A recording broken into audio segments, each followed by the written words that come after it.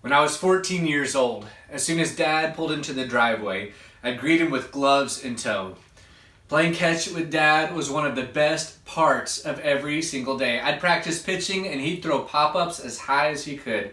It was a banner day when my fastball finally warranted purchasing a catcher's mitt. Now, by age 14, more than 70% of ball players have stopped playing ball. David Ogden is a researcher at the University of Nebraska. Of the steep decline in kids playing baseball near the age 14, he wrote, "We are looking at a generation who didn't play catch with their dads. The sandlot, stickball, and wiffle ball games of years past have all but disappeared. Only a very slim minority of kids, or anyone for that matter, are playing catch on any kind of regular basis."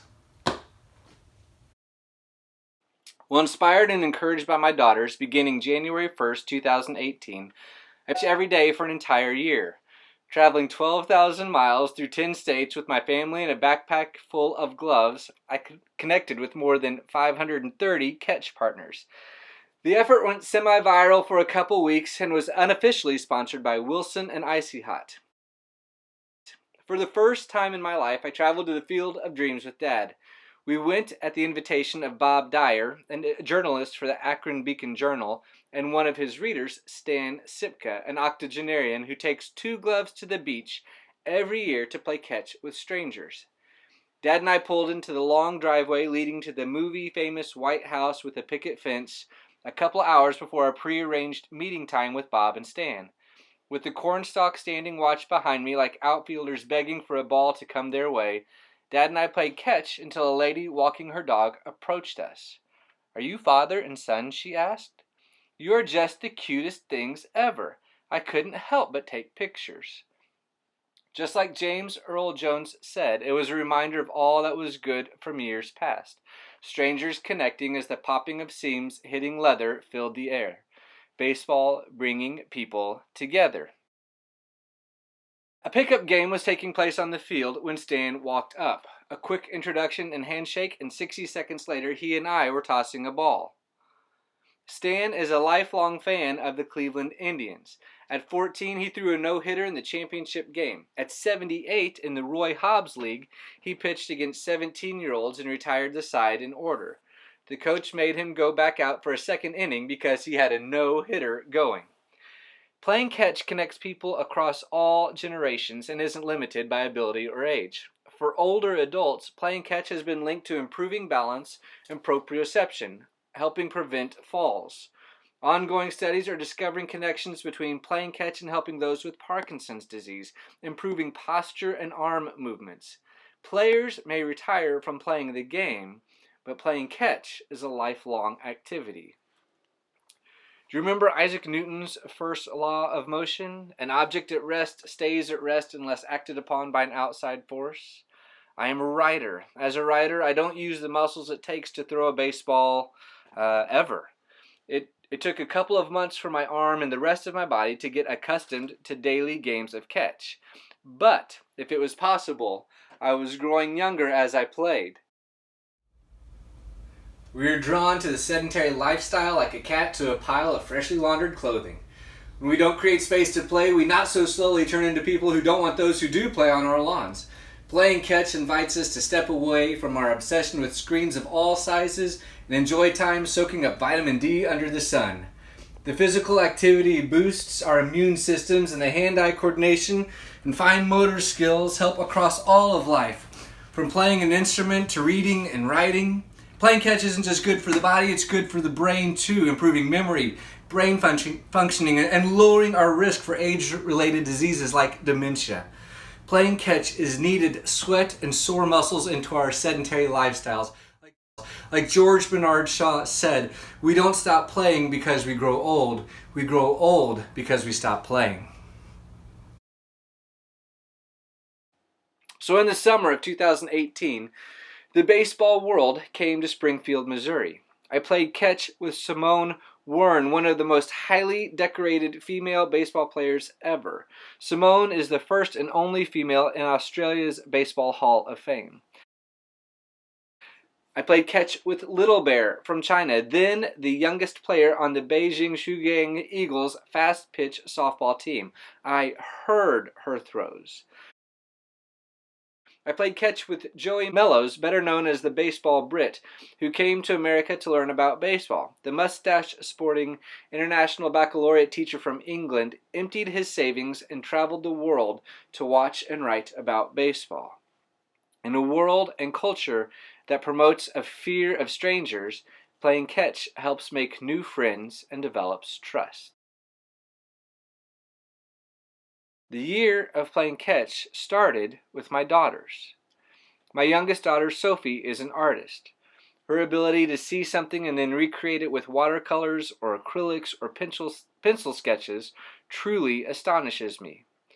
For Christmas of 2017, she gave me a baseball. On the baseball, carefully handwritten, were the words, "Dad, want to play catch?" I interpreted the baseball as a gift certificate. With this baseball, I could ask Sophie to play catch with me at any time, and she would gladly and joyfully agree. I later learned this interpretation was not correct. On New Year's Day 2018, a little stir-crazy and battling the post-holiday blues, I asked Sophie if she wanted to play catch. "Outside?" she asked. "Yeah, outside." "At a baseball field?" "Sure, at a baseball field." Okay. The wind chill on New Year's Day morning was 1 degree. We layered up and drove to a seldom-used field that used to host semi-professional fast-pitch softball leagues. The sun was bright and no snow was on the ground. I tried to put my favorite baseball glove on over the leather gloves I was wearing, but my hand wouldn't fit. A bare throwing hand and bare hand inside my Wilson glove, my fingers felt the full effects of the freezing temperatures. We each threw the ball 30 times, after which my eyes were watering, my teeth were chattering, my nose was dripping, and my fingers were stinging. Sophie was all smiles. We took a quick selfie on Sophie's phone to document the adventure and ran to the van where I turned the heat on high to get the blood flowing back into our extremities. I posted the picture on an old blog to kick off the new year. After lunch, Kaylee called out to me from her bedroom while I was folding laundry and not paying any attention to whatever football game was turned on the TV. Kaylee is my oldest daughter, a long-haired, curly-headed violinist who loves a good pun. "I'll play catch with you," she shouted. We stepped out in the backyard, avoiding the trampoline and the dog trying to steal our ball, and we each made 25 throws. As soon as we stepped back in the house, our glasses fogged over. We took a selfie on her phone and tried to get a picture of the fogged over glasses. And for the second time in one day, I posted on the blog. The adventure that came to be known as Catch 365 had started. Every day I played catch, and every day I posted a picture and a story about playing catch on my blog. My daughters were my leading catch partners in 2018, though I didn't always write about our games. We played catch on birthdays, and on college tours, and on holidays. They warmed me up while I waited for partners and joined in with games with friends after church. For Christmas of 2018, each daughter wrote me a letter. Sophie wrote, "We learned that play is good for us and it brings people together. I think people get so wrapped up with work that they forget they still need and want to play. From ages 2 to 90, we still want to have fun. And what better way to do that than to play catch?" Kaylee echoed Sophie's sentiments and added, "And by playing catch, you eliminated the distractions of technology that often interfere. Being present is so much more important. You've shown that to me time and time again, and I appreciate it." Playing catch creates powerful, lifelong memories with those who matter the most. Because everyone loves a good acronym, this is what I learned from a year of playing catch. C. Curiosity. Playing catch encouraged my sense of curiosity. I felt like Calvin and Hobbes going out on an adventure with a friend, making observations and learning about all of life. Developing a curious mind that seeks to learn from others in whatever situation we find ourselves is imperative in our ever-changing culture.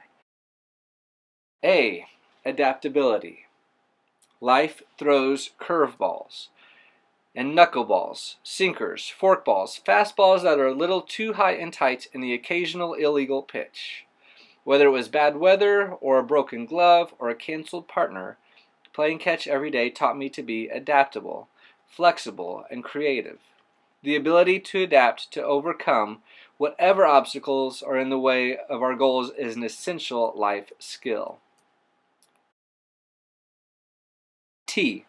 Tenacity. Amelia Earhart said, "The most difficult thing is this decision to act. The rest is merely tenacity."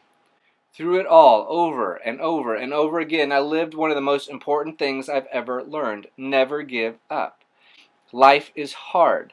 It takes tenacity to do anything worth doing. Just because something is hard doesn't mean it's time to give up. C. Community. Despite ever faster internet connections and remarkable advances in technology, our world is growing increasingly fragmented and disconnected. Across all demographics, loneliness is on the rise in the United States. People are making appointments to go to the doctor just for the opportunity to receive physical touch. Playing catch was the best experiment in learning about community. I got to know others and myself better through shared experiences and practiced my empathy, cooperation, and communication skills. From 21-month-old Benton to neighbor Bob the nonagenarian and friends at all levels of baseball experience, playing catch really did help bring people together. H. Hope. Master Uguay said it perfectly. Yesterday is history, tomorrow is a mystery, but today is a gift. That is why it is called the present. Every day, without fail, every single day, playing catch left me with a renewed sense of hope and deep feelings of optimism and wonder. Playing catch gave me the gift of living fully in the present. After the year was over, I started researching play, which kind of sounds funny to say out loud. And everything I thought I learned through a year of playing catch are simply the things people learn whenever they play. Play naturally fosters a sense of curiosity. Play teaches us to think and act creatively. It strengthens the prefrontal cortex, the part of the brain that manages emotions and makes decisions. Play encourages creativity and helps with solving problems. Play gives us a safe space to fail, to figure out how we can best overcome obstacles and succeed in whatever arenas we may be in. Play teaches us that the most important talent is hard work. Play strengthens relationships and connects us to other people. It creates space for us to truly learn about and care for one another. Play teaches us the power of synergy, that together we can do greater things than on our own. Play reduces stress-related hormones and releases endorphins to make us feel better about ourselves and the world in which we live, giving us optimism and hope. We live in a play-deprived culture. According to Stuart Brown, a life of or a culture deficient in play exists as a heightened major public health risk factor. The prevalence of stress-related diseases, interpersonal violence, addictions, and other health and well-being problems can be linked, like a deficiency disease, to the prolonged deprivation of play. He concluded, the opposite of play is not work. The opposite of play is depression. To be human is to play. We have grown far too serious, which is dangerous to our future. Borrowing from C.S. Lewis, we have settled for mud pies when we've been invited to a holiday at the beach. I can guarantee Stan is already there with 2 gloves. G.K. Chesterton said, "The true object of all human life is play. Earth is a task garden, heaven is a playground. No wonder we lose track of time playing. We are dancing with one foot in eternity." On a sweltering June afternoon, I played catch with 14-year-old Isaiah. "Can I have your glove?" he asked me. When the strings broke on my 28-year-old George Brett autograph model Wilson glove, Wilson sent me a new glove for free, straight from spring training glove day, which I first used on opening day 2018. And on Isaiah's 15th birthday in late December, I gave him the glove, perfectly broken in, because life, like catch, is all about relationships.